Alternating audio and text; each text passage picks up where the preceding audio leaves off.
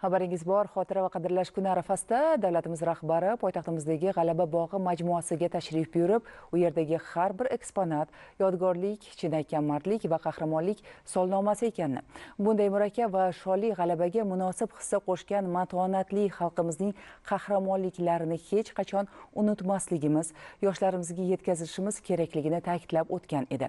Milliy gvardiya tizimidagi ta'lim muassasalari kursantlari va o'quvchilari hamda mehribonlik tarbiyalanuvchilari G'alaba bog'ida o'rnatilgan Xotira nuri kompozitsiyasi va millat fidoyilari xiyoboni bilan tanishdilar. Vatan ravnaqi, tinchligi va himoyasi yo'ldagi qahramonlik unutilmaydi shiori ostida bugun Milliy gvardiya Temurbeklar maktabi, Harbiy musiqa akademik litseyi, umumiy o'rta ta'lim maktablarining yosh gvardiyachilar sinflari o'quvchilari, Jamoat xavfsizligi universiteti kursantlari hamda poytaxtimizdagi Mehribonlik uyi tarbiyalanuvchilarining G'alaba bog'iga tashrifi tashkillashtirilib, millat fidoyilari xiyoboni hamda Xotira nuri kompozitsiyasi bilan tanishtirildi.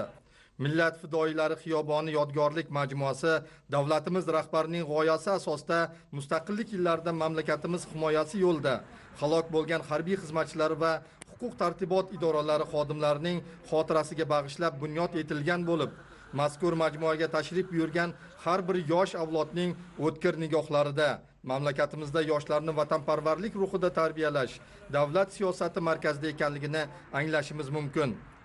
Majmua bo'ylab sayohat uyushtirilar ekan, yoshlarga ekskursiya yo'riqchisi tomonidan ushbu majmua yuqoridan qaraganda davlatimiz bayrog'idagi yarim oy va 12 yulduz shaklida namoyon bo'lishi, qariyb 2 metrli yulduzlarning qirralari bitiktosh vazifasini o'tashi haqida ma'lumotlar berildi. Shuningdek, ikki yonida mudofaa, ichki ishlar va favqulodda vaziyatlar vazirliklari, Oliy sud va prokuratura, davlat xavfsizlik xizmati, Milliy gvardiya kabi tuzilmalar harbiy xizmatchi va xodimlari aks ettirilgan. Albatta bu kabi yodgorlik majmualari yoshlarni vatanni sevishga, uning qahramonlarining jasoratlarini ardoqlashga undaydi.